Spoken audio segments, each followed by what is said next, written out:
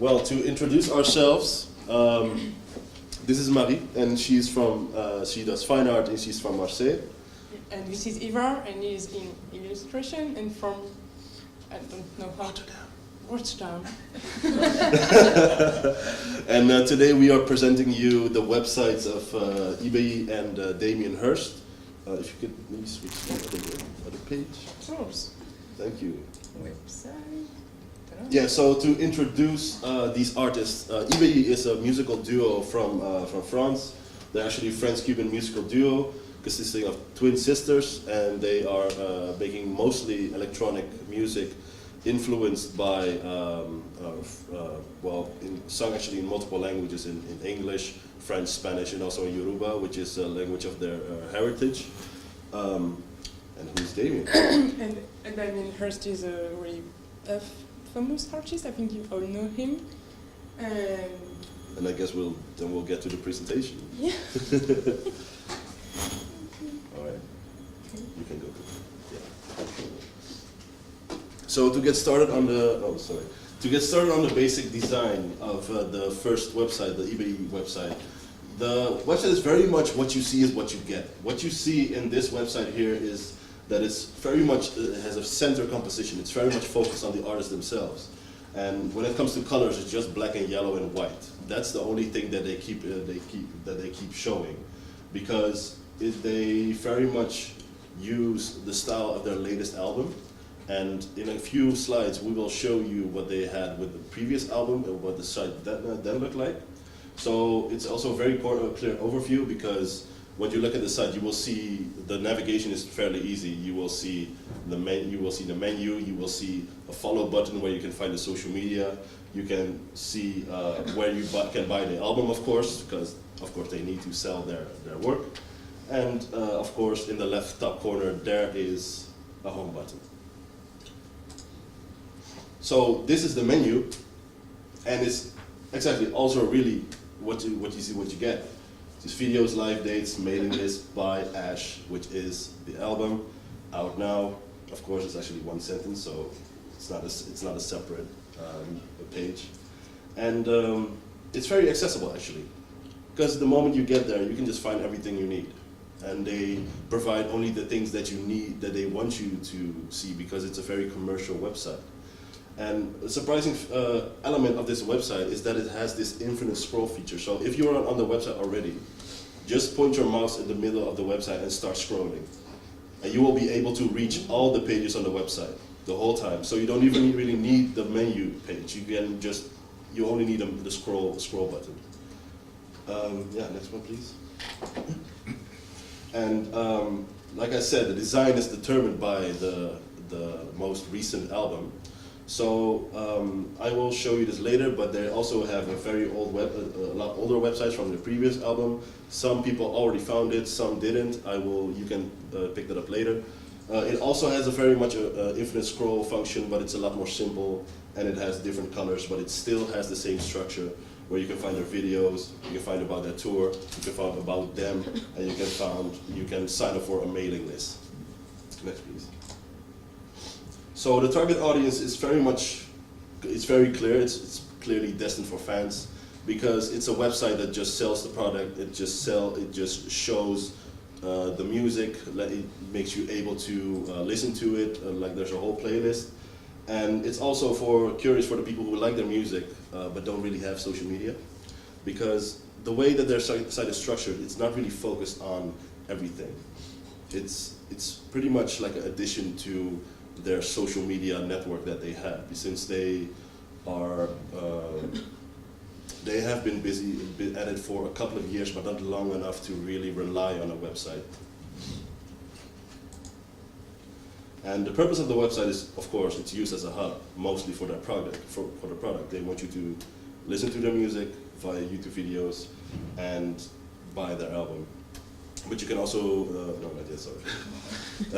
You can also find the tour info, and they will basically just advertise everything. So, like I said, very commercial. Next, please. And just to add a little bit, this is when you click on one of the lists, or on the list of the video for the videos, it will just open up a full screen YouTube video where the selected music will play. And yeah, this is about the music, you know? Yeah, so next please. And is it revenue worthy? No, it's absolutely not. There's no ads. I'm not sure if it's for clicks or anything, because I couldn't contact any designer that had made it, sadly enough. If I Googled something to search for the designer of the website, I mostly found other people that had made like dummy websites for them just as a showcase for their portfolio, I guess, because I guess they like the artist and they really want to have that, make them a website. But as you could see, when you look at the websites, the way the artists present themselves, or the way they are presented, is very much with their face, because come on, they're quite pretty. So you know, they got to use their faces to advertise themselves, and they have very good photos. So they make use of that. They really put their face out there. So they use their personality, of course, to also sell their music. Because some artists don't really have their faces, and then I'm talking about musical artists like we had with Amisha Scanner. They didn't put their faces out there at all, as far as I can tell. And these people really put their faces out there. So that is also a very important part of the way that they advertise themselves. And yeah, you will see the faces before you hear the music when it comes to the site, literally. And yeah, despite the photos, gotta be honest, it doesn't feel very personal, because it does really feel like a website that is produced by a bigger company for the artists themselves, and not that they really had any control over it. So it's quite staged. It's quite staged, yeah. Which is a very interesting element. Oh yeah, I know, got too excited. But yeah, it's very staged basically. So next please, your turn. Oh wait, the weak points. Well, I guess as you could guess from what I just told you, that it's not very in depth. It's very much a website that you will find. You will find everything in 3 clicks, basically, or just one scroll or a couple of scrolls, and you don't have to look for any more information because it's still there. And if you want to look for more information, you will have to refer to their social media, or for example their Instagram, Facebook page, that kind of stuff. For example, these are also the mobile sites. They function perfectly, but very basic, because exactly as a mobile website that you would expect in this day and age. And yeah, it is what it is, but it works. Yeah. So your turn. My turn. Yes. I don't want to see you. So if I choose the website, because I'm really not used to internet, I never use internet. So I was really happy because when I saw the website, it seems like a Google homepage, so I feel like comfortable with that. Because there's only 2 tabs. A little bit slower. Tiny bit slower. Okay. Yeah, when you're speaking. Yeah. There's only 2 tabs. Thank you. So one for searching, and the other is the menu. It's more just, you can see. And I made the GIF. No fault. Oh, we have a GIF. This should be a GIF. Oh look, it's errored. I made a GIF. There was a GIF. Okay, we'll see. Yeah. Because if you click on the name in the corner on the left, Yeah. Damien Hirst, the back, the black, then. Black, is that what you're trying to do? The background. Yeah. The Sorry, Yeah. the background changed, and it's more or less the presentation of his artwork.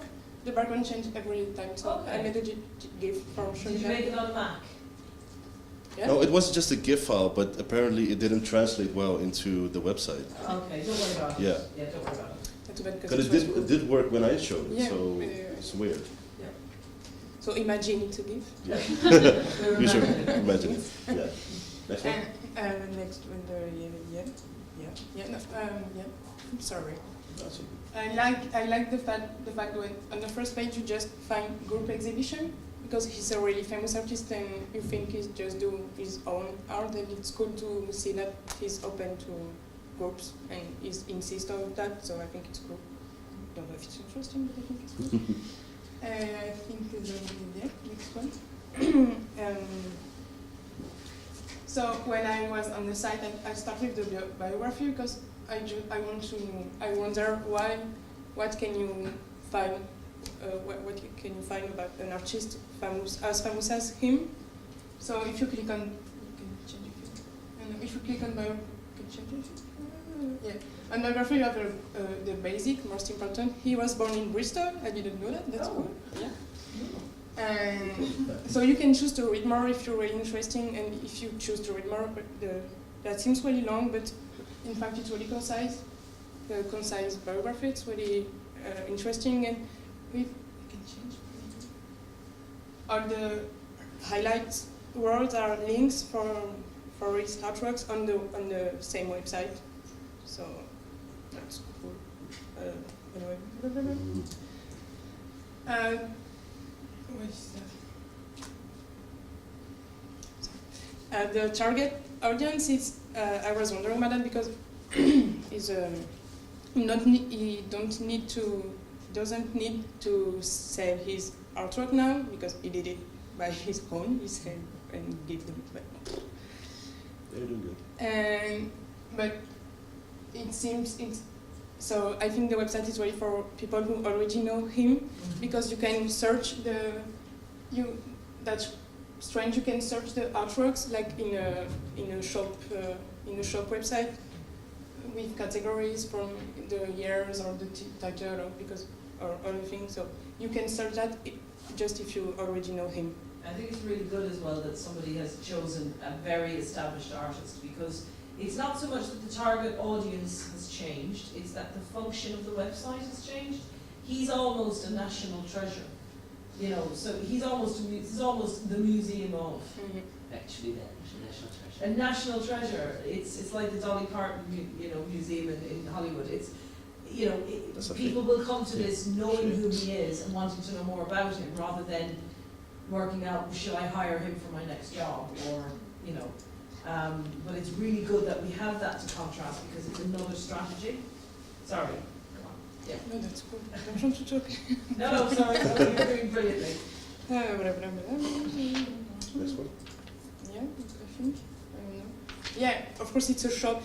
There is a shop in his website because he's dubbing here, so he needs money. But it's the only link who brings you in another website. And so I took this one because it's really... So the commercial stuff is a separate site? Yeah. Yeah. I made that screenshot because I think it's really expensive for a book. But I forget to talk about everything. What do you mean everything? Like the layout. So I like that website because for someone who really not use for internet, it's really cool. It's really white, really clear, really tidy, and the other eBay website was really too confused for me because I really don't know how to use it. So I just being crazy. So I really like it because it's cool. And for people who really don't use to social media like I am or things like that, and still want to see. And I think that's a good point, because Damien Hirst has been around since the 80s and 90s. Yeah. So his contemporaries would be people, and I'm not making a judgment about people in their 50s and 60s, but statistics show that they are less digitally agile. They're what they call digital, you guys are digital natives, you've grown up with this. People who are digital tourists are people from even my generation, and I'm nowhere near in my 50s or 60s, but I didn't learn this in school. So understanding that you've got that older demographic means that they make it look like a catalogue. And that, we talked about that last week, but that's called remediation. You remediate something to make it look like it's something else, and it's usually to make it easier for an audience to accept something. So a lot of video games, when they came out first, they were very much, they were very simple and very basic graphics, but as the graphics improved, they started to make them feel more like films, and immersive films, because they recognized that you have a whole other demographic of people who are used to watching films, who would sit and play something that looked like a film, whereas they wouldn't touch something that was very graphic and very simple. Yeah, sorry, do you want to get on to the conclusions? Oh yeah, I still wanted to add something yeah. about Damien Hirst's website. So I'm not really a fan of Damien's work, but I do find it fascinating how he grew as an artist, and the fact how he established himself as an artist and how he established himself as an internet presence, because his website is still very interesting in the way that it's. I like that it's like an archive, and the way that that it's all categorized, and of course that you can search certain artworks by certain tags and that kind of stuff. It's quite arrogant, it's for generations to come. Yes, You know, yeah, but it's also quite satisfying because I just can find what I want, Yeah. and I like that. And same with the eBay website. It's just if you know about them and know what you want to find, you will find it. But with Damien Hirst, he has so much work, and I don't really know all of it, but I do know the ones that are famous. So if I can find those, I will already consider the website as successful because I can find the things despite them not being on the front page, even though they are very famous. So yeah, as a conclusion, websites lose their importance as artists grow more famous, and the websites are for selling the product. But would you invest more in your website, or would you invest more in your social media in this day and age? Excellent questions. Yeah. Like, I think the top one, websites lose their importance as the artist grows more famous. I think that's a really interesting interpretation of it. And I think it's sort of when we say asking questions, sometimes asking a very explicit question, do you prefer A or B, is hard to get your head around. But I think making a very strong statement at the end of a presentation, or making a statement to say this is our conclusion, to open up a discussion, is a really good strategy. So well done on that. Are you guys ready to throw over? I keep interrupting you, I'm really sorry. Oh yeah, no, I think we're good. So what we'll do is we'll give you guys a few minutes to look at the sites. So if you can go back in and look at both sites. But as they're clicking through, if you're comfortable to just maybe go back and pull out some of those things, if you think points that you wanted to say during the Damien Hirst stuff, you can just informally chat while people are clicking. So if you can have a look at both sites, and it'll give you about 5 minutes. I mean, I guess we're done. And feel free, you guys, to keep, Oh yeah. keep asking them questions. Also, If there's something cool you want them to see, tell them now. yeah. If you can also check out the old website. It's you already had it, yeah. I don't know why it worked now. No, you need to. It's if you click on the button on the website, you get to click on the picture, don't you? I get that. Tricking people into doing stuff they don't want to. The funny thing is that the Damien Hirst website has a lot in common with the Jeff Koons ones, because I think the funny thing is it always becomes like an archive for like big artists in the end. Yeah. So it's more about their work and then eventually the person behind it, because the person behind it is getting more famous than the work, so they need to sell the work in some sort of way. Yeah, they will have to, and it becomes even more work as the artist makes more stuff, basically. Yeah. Makes more work. It has to compile in some way, and if all the work compiles together, it will have to be clear where you find the work, if you want to present the work, that is, because they might as well just choose not to present the work and just have photos like this and this and this, instead of having all the names, all the photos, all of the angles categorized. This is good. Of course, the two websites like the EB and the Damien Hirst website are both different, and both different works that you sell, because EB is of course music, Damien Hirst is of course artworks. Mm-hmm. What would you say would be the better strategy of the two about selling? Because I think EB is more focused on like the person behind it, and Damien Hirst is more focused about the work. Yeah, but isn't Damien also pretty much focused on himself? Yeah, but As a person. only focusing on the website. So. Oh, okay, yeah. Well, as it is, I think they are both sufficient. I mean, there's always. They're both sufficient. Yeah, I mean, who am I to tell them how they should do how they should make their website? No, I think, in my the website of Damien Hirst become even more important nowadays because we are so used to see these gorgeous works of art, these amazing interactive, something too much websites. To come back to have something really simple like a catalog, really clear. I think it's nowadays it becomes even more attracting again because the people are just fed up with always having this colorful over the top websites. Yeah. They enter the image site. This is what you get. That's it. But where the confusion or where the conflict happens is if the website itself is part of the tools that you're using to try and get a job. Yeah. So if you're a graphic designer, if you're a photographer, if you're an animator, filmmaker, your website needs to demonstrate a professional and vocational competence that you're taking a risk by doing something really simple. I think with somebody like Damien Hirst as well, he predates the hipster movement. And the hipster movement has a lot to answer for in terms of what is considered art and what is considered craft and what is considered, these websites that are very sort of, here's my artwork and here's what I had for breakfast.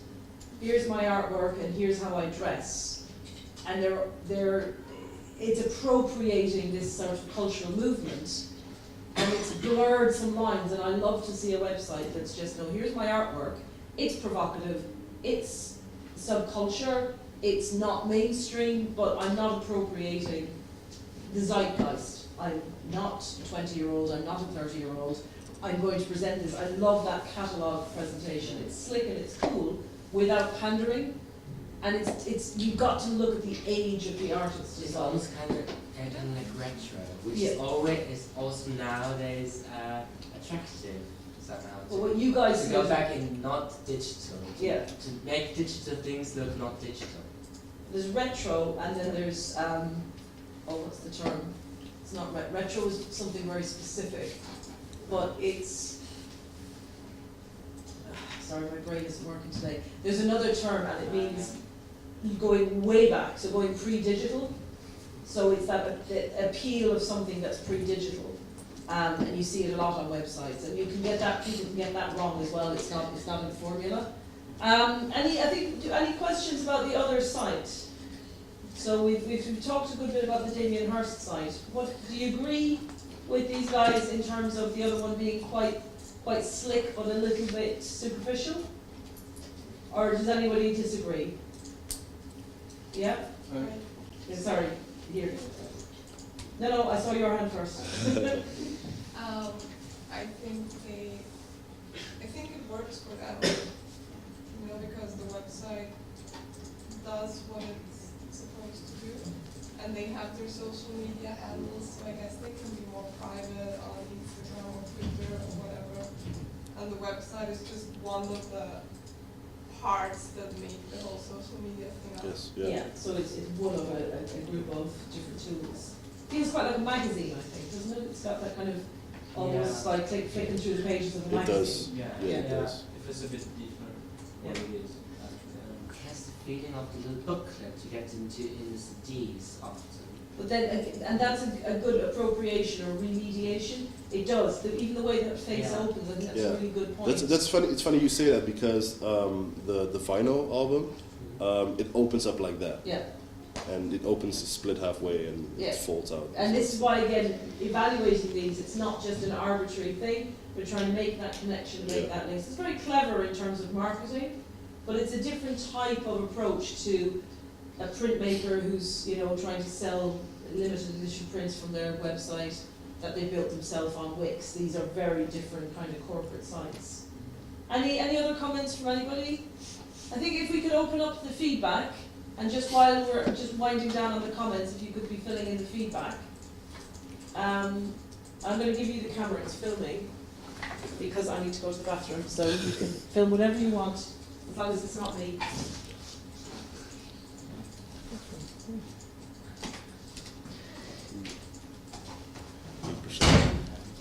Hey YouTube, welcome to our new vlog. Vlog Nation. Thank you for bringing me in. believe in you. Evil was crap. Fucking sucks. What? Share.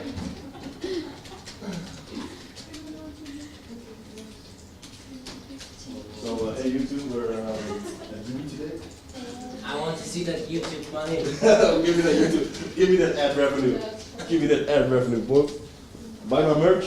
Like, share, subscribe. And don't forget to hit the notification bell. Don't forget to join the squad. Don't forget to join the squad. Yeah, give me that feedback, boy. Give me that feedback, boy. Is het niet dat je met je handen hebt? Oh, it's a wide view. Okay. Woo. So we're just gonna something like this.